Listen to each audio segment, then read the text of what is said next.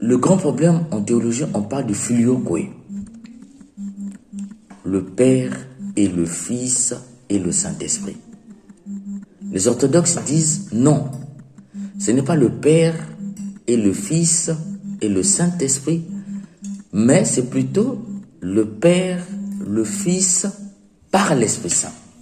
Donc toute la guerre, toute la différence, c'est au niveau de la conjonction de coordination et. Ils ne sont pas d'accord avec cette conjonction de coordination et le filioque, et ils mettent quoi? Eh bien, ils mettent par. Pourquoi? Parce que pour eux, ils estiment que l'Esprit Saint ne procède pas du Père et du Fils. Mais l'Esprit Saint procède uniquement du Père.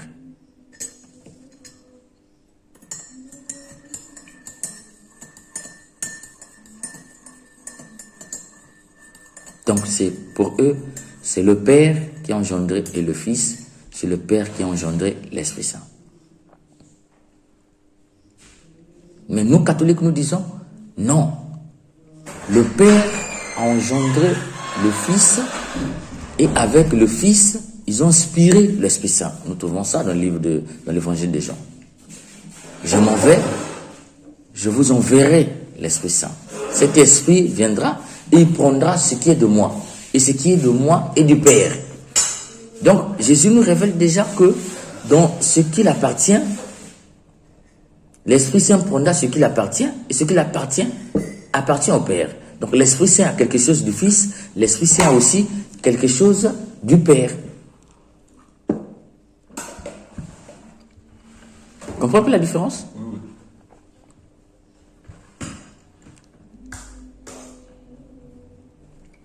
Mais eux, ils disent non.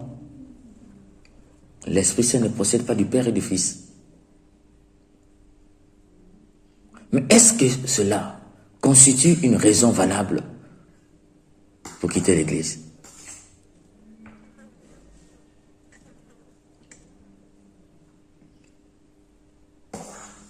Est-ce que ça c'est une raison, vraiment une raison de schisme? Et l'histoire nous montre qu'aujourd'hui, ils n'avaient pas totalement raison. Ou pour dire, comme catholiques, pour affirmer véritablement, ils n'ont pas raison de dire que l'Esprit ne procède pas du Père et du Fils.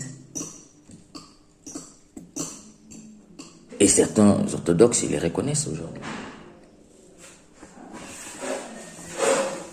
Quand tu lis bien l'évangile de Jean, Jésus parle de l'Esprit qui procède du Père, qui procède aussi de lui.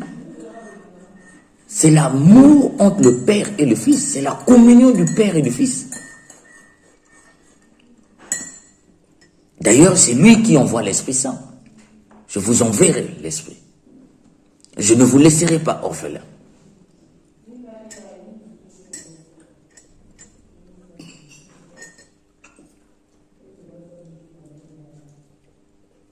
Mais ce genre de choses ont conduit au schisme.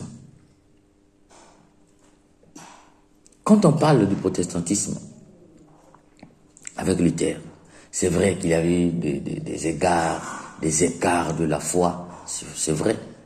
Mais on ne peut pas juger la catholicité par rapport à des individus. L'homme n'existe que dans le temps. L'homme vit dans le temps, il ne se réalise que dans le temps. Aussi longtemps que l'homme ne se réalise que dans le temps, cela veut dire quoi? C'est un être passager. Ce qui est ne sera pas forcément ce qui sera. Ce qui sera n'est pas forcément ce qui est. Et philosophiquement parlant, on dira l'homme est un animal changeant. Ce n'est pas parce que tu as fait l'expérience d'un homme méchant, mauvais, que tous les hommes de la terre sont mauvais. À cette époque, à l'époque de Luther, il y avait des écarts de foi. Il y avait des gens qui exagéraient. Il y avait une façon de comprendre l'Église, de comprendre les Saintes Écritures qui n'était pas bonne. Mais l'exégèse nous révèle que la compréhension biblique n'est pas standard et statique.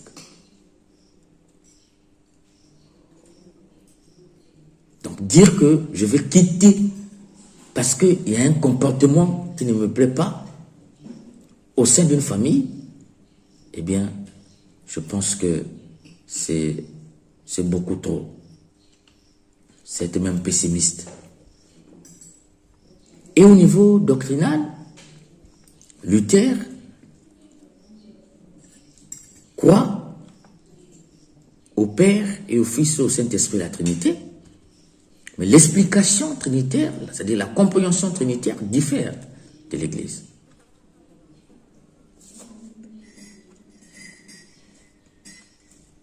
Pour Luther, le Fils qui vient dans le monde ne bénéficie pas le soutien de son Père. C'est-à-dire que ils expliquent Jésus comme celui qui a été abandonné à la croix par son Père. Et dès lors que le Père n'est pas associé à la mort de son Fils, alors Jésus devient le sacrifice qui paye le péché de l'humanité. Mais, entre nous soit dit, le Père était-il un assassin qui envoie son Fils être tué rien que pour payer le péché?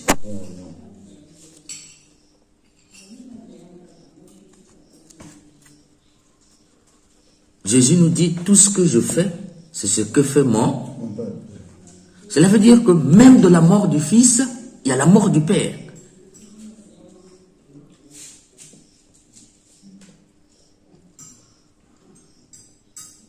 Donc, les protestants, la relation Père et Fils n'est pas la même expliquée par l'Église. C'est-à-dire qu'il y a l'unité d'action entre le Père et le Fils. Chez les protestants, il n'y a pas l'unité d'action entre le Père et le Fils. Puisque dans les actions du Père, dans les actions du Père, le Fils n'est pas forcément là. Et dans les actions du Fils, le Père n'est pas forcément là. Voici un peu la compréhension trinitaire des protestantistes. Ce qui n'est pas vrai bibliquement parlant. Mais est-ce que ça nécessitait qu'on quitte?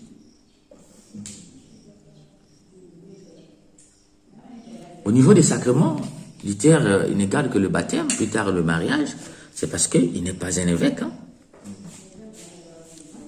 Il ne refuse pas les sacrements, les autres sacrements, parce que théologiquement ou bibliquement, ce n'est pas justifié.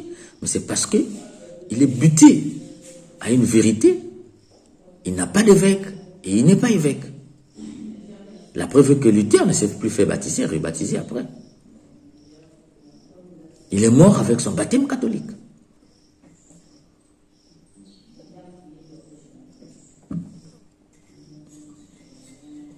Maintenant, aujourd'hui, il y a une tendance malsaine. On veut mettre l'accent sur l'unité tout en faisant fi de nos valeurs. C'est-à-dire que je vais aller parler de Dieu avec, chez mon frère, on va être ensemble pour parler de Dieu, mais je ne dois pas affirmer ce que je crois comme vérité. L'Église a des dogmes, et des dogmes ne sont pas des inventions humaines. Ce sont des vérités de foi et des vérités prouvées bibliquement. C'est l'histoire de l'Église. C'est l'histoire de l'évolution de l'Église. Quand nous parlons de l'Immaculée Conception, quand nous parlons comment on appelle ça, de l'Assomption, ce sont des dogmes. Quand nous parlons de la Trinité, on ne peut pas parler d'unité si je ne peux pas affirmer ce que j'ai comme vérité de foi. Voilà tous les problèmes avec Benoît XVI. Voilà comment Benoît XVI a été toujours critiqué, cloué. Voilà pourquoi on a toujours voulu l'assassiner. Parce que lui ne concevait pas l'unité sans pour autant affirmer ce que nous avons comme vérité de foi. Donc on nous impose une unité en faisant fi de nos valeurs. Ça ne marche pas. Nos valeurs sont vraies. Nos valeurs sont apostoliques. Nos valeurs sont bibliques.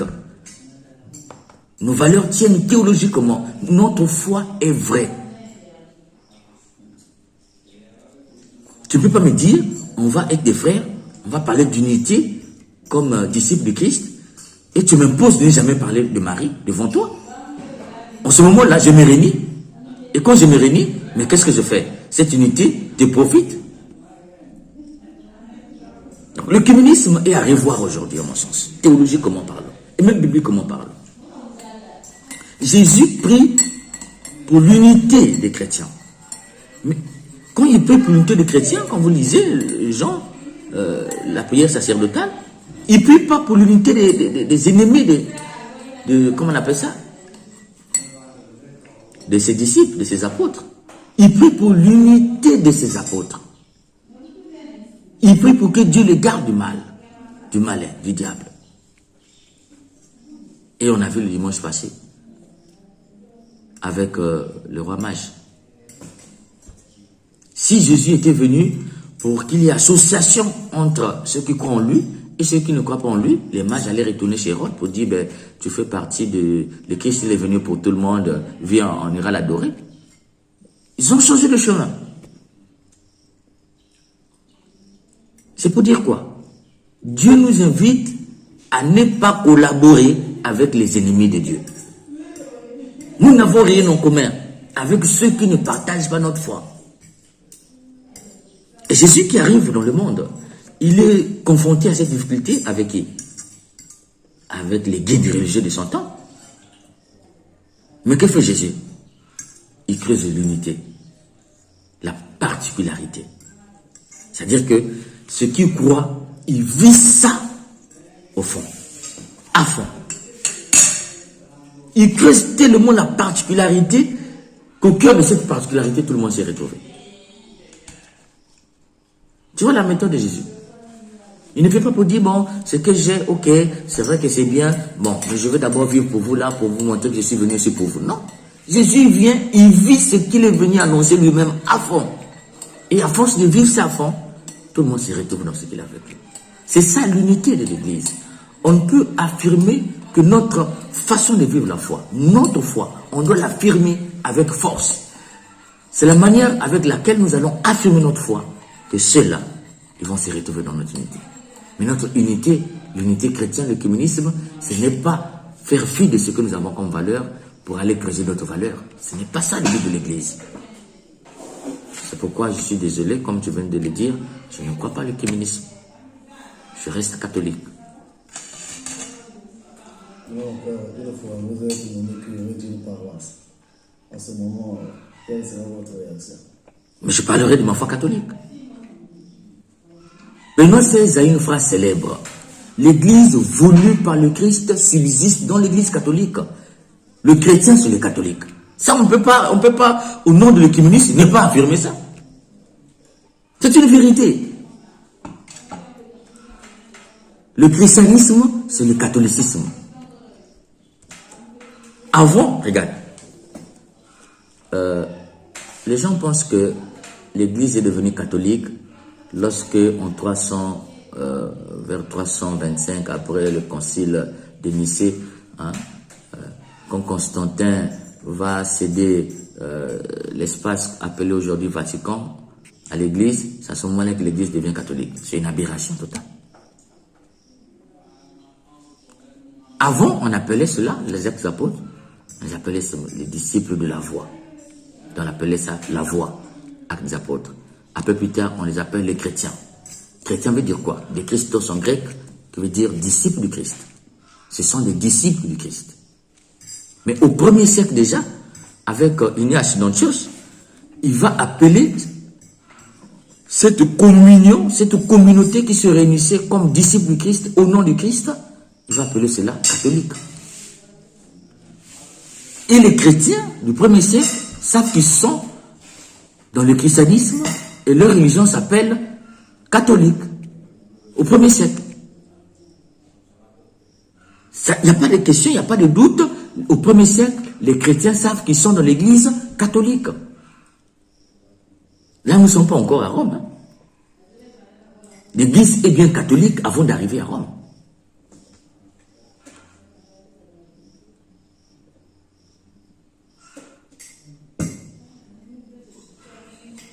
Donc, on ne peut pas m'empêcher de dire qu'un chrétien, c'est un catholique. Et Benoît XVI, je le dis bien. L'église voulue par les Christ existe dans l'église catholique. Et il parle, non, cet homme qui est mort, je l'admirais tellement. Non, j'avais une admiration profonde. C'est sa façon de réfléchir et de dire sa foi. Ça lui a coûté cher parce qu'il y a beaucoup des ennemis de l'église. Il y a une stratégie malsaine avec ces gens-là. Des ennemis de l'église. Ils veulent nous amener vers une unité de reniement. Mais c'est ça, c'est ce qui est dangereux. Ça dit que les antichrists, ils sont contre l'église. Ils savent.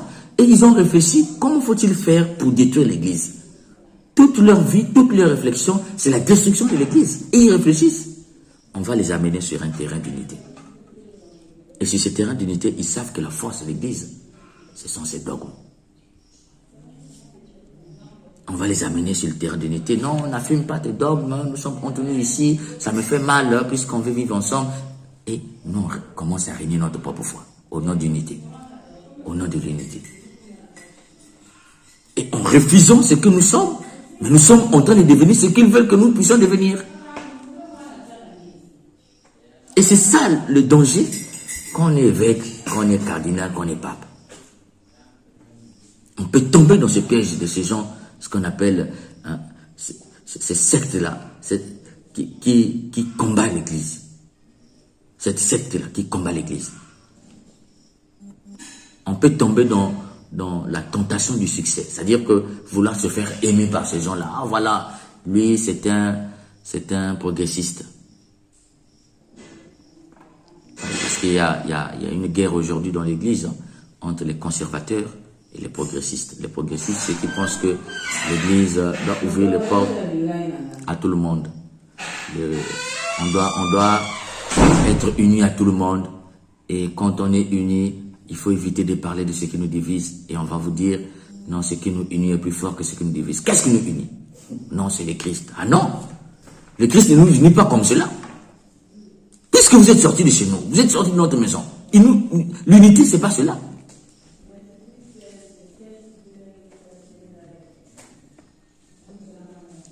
Si tu vis ce que tu crois, les autres vont te respecter.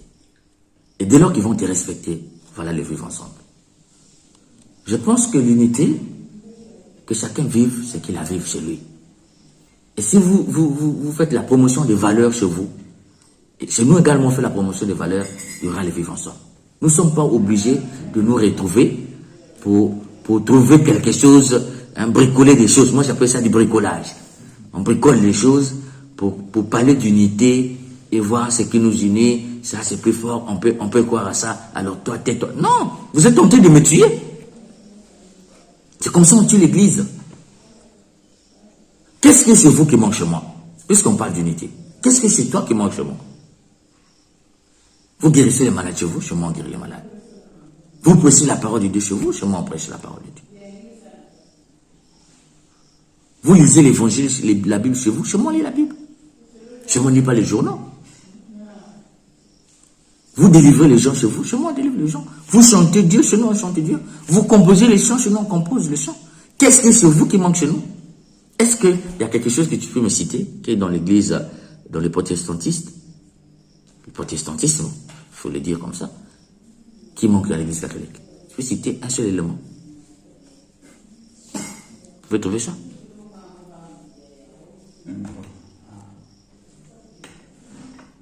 Ils disent que les catholiques ont ajouté les livres. Oh, ce qu'ils disent, non? Toi, tu es venu me trouver avec ma chose et tu dis j'ai ajouté. J'ai ajouté comment? C'est toi qui as retranché. Ils ont retranché en plus de ça. Mais non, tu vois le mensonge même dans l'unité. Ils ne sont pas vrais. Ils disent qu'on a ajouté, ça, ils vous avez ajouté. On a ajouté c'est qui? Parce que j'ajoute donc sur quelque chose qui ne m'appartient pas. Est-ce que la Bible vous appartient? Non. C'est vous qui avez établi le canon de la Bible? Non. C'est nous qui avons établi notre canon. C'est nous, on n'a rien ajouté. On a établi notre canon, ça va commencer du livre de la Genèse, ça va arriver, s'arrêter à l'Apocalypse, on va mettre tel livre, tel livre, tel livre. Tout a un sens. Toi, tu arrives que j'ai ajouté. J'ai ajouté sur quoi? Ils vont voir cette question. Non. Le problème est très grave. Moi qui parle de ça, ça peut me coûter cher. Parce que, non, mais les progressistes, là, ils veulent qu'on s'embarque sur un terrain qu'eux-mêmes ils maîtrisent. Un terrain dangereux. Ce sont les ennemis de l'Église. Moi, je suis un conservateur. Moi, je suis un catholique. Moi, je n'ai rien envié des autres églises, des autres confessions. Et comme je le disais, l'essentiel de ce qui fonde l'Église manque chez vous, l'Eucharistie. Les apôtres, qu'est-ce qu'ils faisaient? Ils étaient dans le temple. Ils étaient tous dans le temple, mais le soir, le dimanche, ils se retrouvaient entre eux pour célébrer l'Eucharistie. On les traitait de quoi? Du syncrétisme, de mangeurs de la chair humaine. C'est au nom de ce syncrétisme-là qu'on les a bannis des temples, qu'on les a tués. Et c'est au nom de ce syncrétisme-là qu'ils ont fui. Mais si l'Eucharistie n'était pas importante, ils allaient rester dans les temples, en train de faire l'évangélisation, en train d'annoncer la bonne nouvelle. Pierre et les autres, ils sont répartis dans les synagogues. Mais dès lors que les gens avaient suspecté qu'après, ils se retrouvaient un autre jour pour célébrer l'Eucharistie, on les a traités d'ouvrir une brèche de secte dans le judaïsme, de faire du syncrétisme. C'est pourquoi on les a chassés. Vous ne lisez pas les actes des apôtres.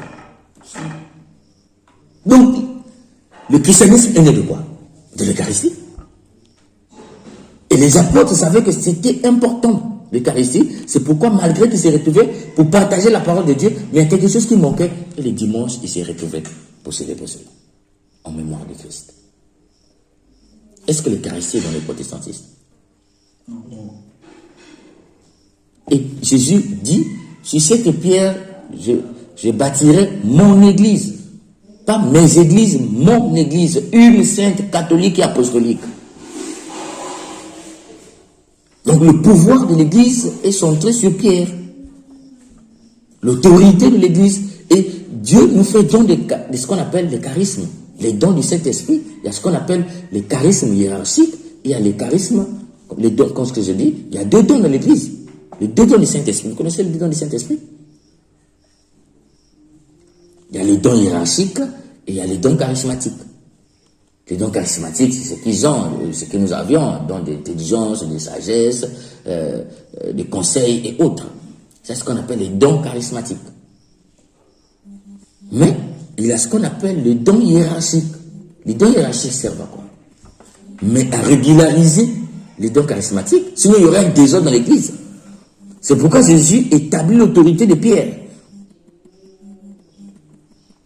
Et là intervient le droit de du sacerdoce, diaconat, presbytérat et épiscopat. Pourquoi? Ceux-là, malgré qu'ils ont reçu, bien qu'ils ont reçu les dons charismatiques, mais ils reçoivent, par pure grâce de Dieu, le charisme, ce qu'on appelle les dons hiérarchiques.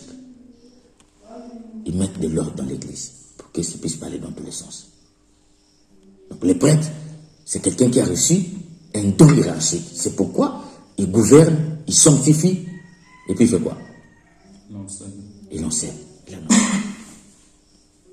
Parce qu'il a reçu un don qu'on appelle un don hiérarchique. C'est un guide. Mais ils n'ont pas les dons charismatiques chez eux. Ils n'ont pas. On ne peut pas penser l'église sans l'Eucharistie et sans l'autorité de Pierre.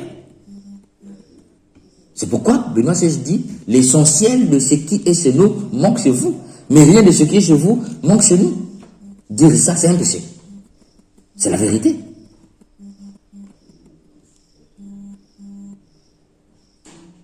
Donc, je pense qu'il faut revoir le communisme Quand nous partons à l'écuménisme, c'est bien de vivre ensemble. Et très souvent, on ne parle que des problèmes du quartier, des problèmes... Mais les vrais problèmes, on ne les touche pas. Pourquoi vous êtes partis d'abord? Est-ce que vous avez eu raison de partir? Et je crois que si nous vivons notre foi avec beaucoup de joie, de bonheur, les visages réunis, eux-mêmes, ils vont revenir. D'ailleurs, un à un, ils reviennent. Il y a des pasteurs protestants qui sont devenus chrétiens catholiques. Il y a des pasteurs protestants qui sont devenus prêtres. Je n'ai pas encore une information qu'un prêtre est devenu pasteur protestant. Et quand j'étais au séminaire, et ils demandaient aux prêtres d'aller enseigner chez eux, et il y avait un problème, les prêtres étaient d'accord. Il y avait un problème, on leur disait, vous n'avez pas encore fait la philosophie. On ne peut pas venir vous enseigner des choses comme ça, vous n'allez pas comprendre. Voilà, chers amis, l'unité de l'Église que moi je crois. Et je pense que je ne suis pas le seul à croire à cette unité. L'unité, c'est chacun qui vit ce qu'il croit. Et nous croyons que notre foi, elle émane tout droit de Jésus-Christ. Parce que l'Église que Jésus-Christ a voulu, c'est l'Église catholique. Il est dans son Église. Et le livre des Jean parle beaucoup de l'Église catholique. L'Apocalypse parle de l'Église catholique. Il ne parle pas de leur Église. Les orthodoxes sont partis pour des questions purement politiques. Même le protestantisme est né du politique. Parce que la vraie raison est qu'on ne voulait plus payer l'impôt. On a bricolé des choses pour s'écarter, juste pour des questions d'argent. Les Anglicans, même chose. Mais la vérité est là. Notre Église est la meilleure. Et un chrétien, c'est un catholique. Soyez fiers d'être catholique comme ça.